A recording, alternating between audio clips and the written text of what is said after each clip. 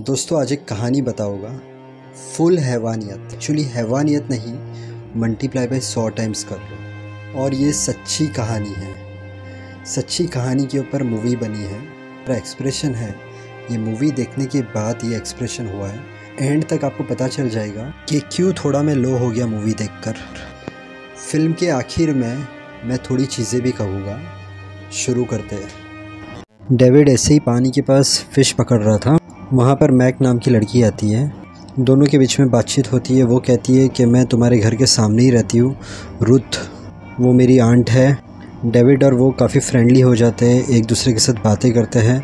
Ruth के बहुत सारे लड़के हैं, उसमें से ये एक लड़का है। वहाँ पर डेविड जाता है और वो लड़का उसका दोस्त रहता है। उसे कहता है मैं तेरी कज़िन से मिला था। तो रुथ का छोटा वाला लड़का रैफिल कहता है कि वो मेरी स्टेप सिस्टर है। रुथ के जितने लड़के हैं उन लोग छोटी उम्र से सिगरेट दारू सब पीने लग जाते हैं। डेविड उन लोगों के साथ घूमने जाता है। उनके साथ एक दोस्त भी उनकी आई रहती है। वो लोग गेम खेलते हैं, ये हार जाती है तो इससे बांध कर अलग अलग सवाल पूछते हैं और उसे डराते भी हैं।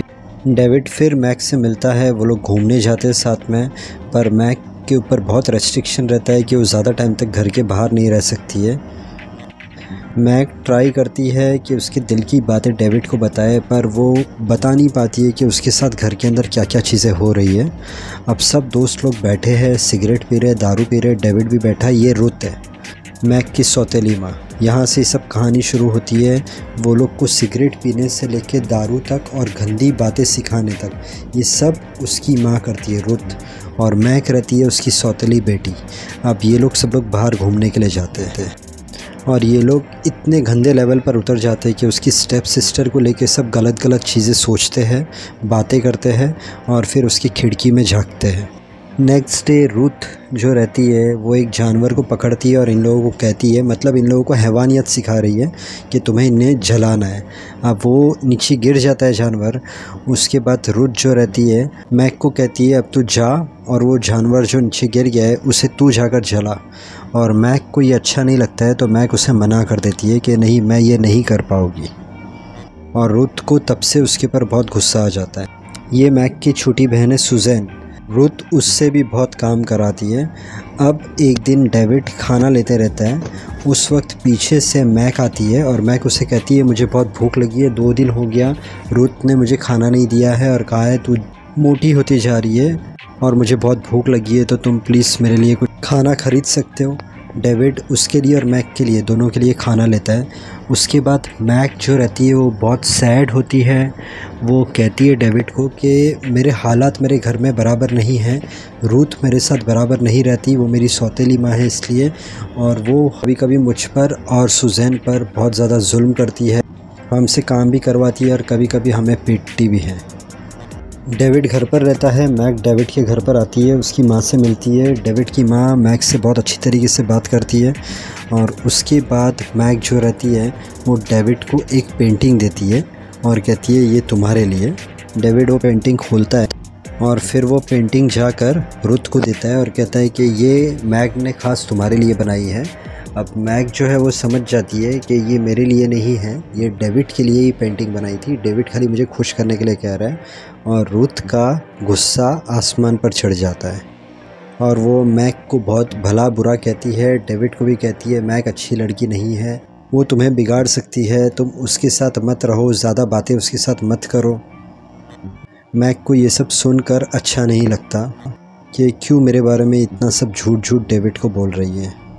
डेविड दूसरे दिन मैक के घर आता है, मतलब रुथ के घर। तो रुथ के लड़के लोग मैक के साथ बदसलूकी करते। उसमें से एक लड़का मैक को गलत जगह पर छूता है और मैक उसे धक्का मार देती है। सुजैन अंदर से सब देख रही थी। रुथ के लड़के ने सुजैन को निकाला और रुथ ने सुजैन को पूछा क्या हुआ। सुजैन ने बताया छोटे लड़के ने बदसलूकी की इसलिए दीदी ने उसे धक्का मारा। रुथ कहती है तुम्हारी बहन ने मेरे लड़के को मारा तो मैं तुम्हें मारूंगी, और उससे बहुत मारती है। डेविड सब देखता है, हेल्पलेस रहता है और मैक उसे जाकर बचाने की ट्राई करती है तो रुथ के लड़के उसे पकड़ लेते हैं। मैक बहुत ज़्यादा गुस्से में आ जाती है और रुथ को सामने से गुस्सा करती है कि मेरी बहन के साथ ऐसा क्यों किया। रुथ कहती है अगर तुम मेरे बच्चों को मारोगी तो मैं तुम्हारी बहन को मारूंगी। डेविड सब चीज़ें देखता है पर कुछ नहीं कर सकता है, वो हेल्पलेस रहता है। डेविड और रैफेल जो रुथ का लड़का रहता है वो लोग बाहर जाते तो वो लोग देख लेते हैं मैक पुलिस के साथ बात कर रही है और रफ़े लाकर घर पर बोलता है और जो बड़ा लड़का रहता है रुथ का, वो मैक को जोरदार चाटा मारता है कि आइंदा पुलिस से बात की तो हमसे बुरा कोई नहीं होगा। रुथ कहती है अगर तुम पुलिस के पास गई भी तो कुछ नहीं होने वाला है, मैं सबको पहचानती हूँ, मेरे पास बहुत पैसे हैं, तो हम लोगों को तकलीफ़ नहीं होगी, पर तुम्हें बहुत बड़ी तकलीफ़ हो जाएगी, तो खबरदार अगर तुम पुलिस के पास जाती हो तो। उससे रुथ ने कह दिया, मैक को रुथ ने ये कह दिया, बट रुथ ने दिमागी तौर पर पूरा प्लान बना लिया कि अब ये लड़की जो है इसे सबक सिखाना पड़ेगा, ये कैसे पुलिस के पास गई। डेविड को शक होता है ये लोग अगर कुछ रात को करते हैं मैक के साथ, तो इसलिए डेविड अपने मम्मी डैडी से परमिशन लेता है कि मुझे मेरे दोस्त के घर पे आज की रात रुकना है। उसके मम्मी डैडी उसे परमिशन दे देते हैं। डेविड रात में जब जाता है उन लोगों के घर पर तो देखता है कि कोई भी नहीं है। उसके बाद वो नीचे बेसमेंट में जाता है तो उन लोगों ने मैक को बांध दिया होता है और सब लड़के लोग और रुथ वहाँ पर रहते हैं। मैक के पैरों से एक एक बुक निकालते जाते हैं ताकि मैक को तकलीफ़ हो खड़े रहने में। उसका मुंह बांध देते हैं, उसकी आँख पर पट्टी लगा देते हैं। मैक बहुत तकलीफ़ में है, हेल्पलेस है कि अब क्या होगा, क्या ये लोग मुझे मार डालेंगे, ये लोग मुझे क्या तकलीफ़ देगी आगे चल के। डेविड जो है वो नीचे पहुंच गया होता है और डेविड अपनी आंखों से सब चीज़ें देखता है, पर उसे समझ में नहीं आता है कि वो क्या करे, कैसे बचाए मैक को वहाँ से। और ये लोग एंजॉय करते हैं उसे तकलीफ़ देके। मैक की बहन भी हेल्पलेस होती है, वो सिर्फ रोती है, डेविड भी अंदर ही अंदर रोता है और वो लोग मदद नहीं कर पाते हैं मैक की कि कैसे इसकी मदद करें। रुथ कहती है अगर तुमने भागने की कोशिश की तो मैं तुम्हारी बहन को मार दूँगी। तुम्हें पुलिस के पास जाना था ना, अब देखो तुम्हारे साथ क्या क्या होता है। अब मैक भूखी, उसे खाना नहीं दिया गया है, उसे तकलीफ़ है, वो बहुत रोती है। ये सब सोचकर डेविड को नींद नहीं आती है और रुथ के लड़के लोगों के दिमाग में शैतान चलता है। वो लोग सोचने लगते हैं कि क्यों ना हम जाकर मैक से थोड़ी बदसलूकी करें, बुरी चीज़ करें। मैक को प्यास लगी रहती है, वो पानी पानी कहती है। रुथ के लड़के इतने बुरे होते हैं, वो लोग मैक को टॉयलेट पिला देते हैं।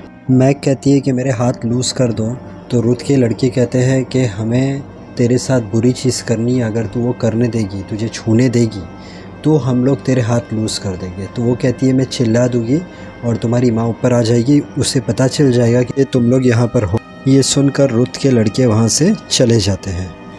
अब उस वक्त डेविड क्या करता है, आहिस्ते से जाकर उसका हाथ खोल देता है। अगले दिन हम सोच नहीं सकते वैसा रुथ करती है, अपने लड़के से मैक के साथ रेप करने के लिए कहती है। उसका लड़का मैक के साथ रेप करता है और उसे फिर से बांध देते हैं।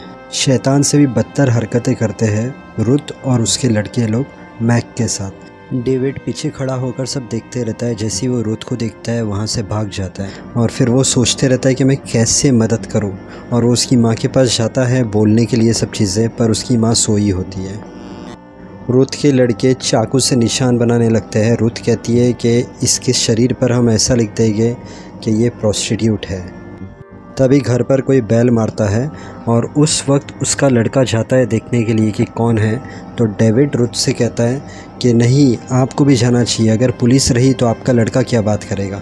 उसकी बात सुनकर रुथ जाती है दरवाजे के पास और सच में पुलिस वाला होता है जो मैक और उसकी छोटी बहन के बारे में पूछता है, और रुथ कहती है वो लोग तो बाहर गए हैं। डेविड मैक को चुपके से कहता है मैं पीछे का दरवाज़ा खुला रखूँगा, तुम भाग जाना, सुजैन का ख्याल रखूँगा, मतलब तुम्हारी छोटी बहन का ख्याल रखूँगा। इतनी देर में पीछे से रुथ के लड़के आते हैं और डेविड को कहते हैं तुझे कैसे पता कि बाहर पुलिस ही आने वाली थी। डेविड कहता है मैंने सिर्फ अंदाज़ा लगाया था, कोई नहीं होता। तब डेविड आता है, उसे उठाता है, उसके हाथ में चाकू देता है और कहता है कि तुम पीछे के दरवाजे से निकल जाना, मैंने जो लेक है वहाँ पर पत्थर है, वहाँ पर मैंने पैसे भी रखे हैं, तो वहाँ से तुम पैसे ले लेना। जब डेविड दूसरे दिन जाकर पत्थर उठाता है तो पैसे वहाँ के वहाँ ही रहते हैं, मतलब वो समझ जाता है कि ये भागी नहीं। रुथ को पता चल जाता है कि इसने भागने की कोशिश की और ये भी पता चल जाता है कि डेविड उसकी मदद कर रहा था। अब रुथ के दिमाग में बहुत ज़्यादा शैतान आ जाता है। रुथ डेविड को कहती है कि उसने भागने की कोशिश की तो उसे सज़ा तो मिलेगी, अब मैं उसके बॉडी के पार्ट्स जलाऊंगी। डेविड ये सुनकर भागता है कि कैसे भी उसकी मदद कर सके, तो डेविड को पकड़ लेते हैं और डेविड को बांध दिया जाता है। डेविड अपनी आँखों से सब चीज़ें देखते रहता है। उसके बॉडी पार्ट्स को जलाने के लिए वो आग जलाती है और उसके बॉडी पार्ट्स को जलाना शुरू करती है। डेविड रोने लग जाता है। डेविड को समझ में नहीं आता है मैं क्या करूं। डेविड उठता है, जैसे तैसे करके अपनी रस्सी खोलता है और जब वो जाता है मैक के पास तो मैक मर चुकी होती है। जो सौतेला है मतलब उसका गुनाह ये है कि वो सौतेला है। हाँ, क्या गुनाह था यार कि उसके साथ ऐसा किया गया। आपको अगर सौतेला बच्चा नहीं पसंद अपने घर पर, उसे बोर्डिंग में भेज दो, उसे अपने से अलग कर दो, पर उसे अपने घर पर रखकर उसके ऊपर जुर्म करना गलत है। बुरा अगर कोई करता है तो वो देखता है सब चीज़ें। ये सिल्विया की रियल स्टोरी है। मूवी के अंदर सौतेली माँ बताई है, बट रियल लाइफ में केयर गिवर ने ये किया था। अब कोई उसे केयर गिवर कहता है, कोई ये भी कहता है कि वो उसकी खुद की आंटी थी। तो अब केयर गिवर हो या आंटी हो या सौतेली माँ हो, शैतान हो क्या? हाँ, शैतान हो, दिल नहीं है, दिमाग नहीं है, पागल हो, ऐसा करता है कोई? हाँ, ये कहानी के बाद मैं एक ही चीज़ बोलूँगा, ऊपर वाला लोगों को अच्छा दिमाग दे, दिल अच्छा दे, जो दूसरों का दुख दर्द समझ सके। जो इंसान सामने वाले का दुख दर्द समझता है वही इंसान है। वीडियो अच्छा लगा तो वीडियो को लाइक करना, चैनल को सब्सक्राइब करना। Thank you so much. God bless and wish you a very happy life.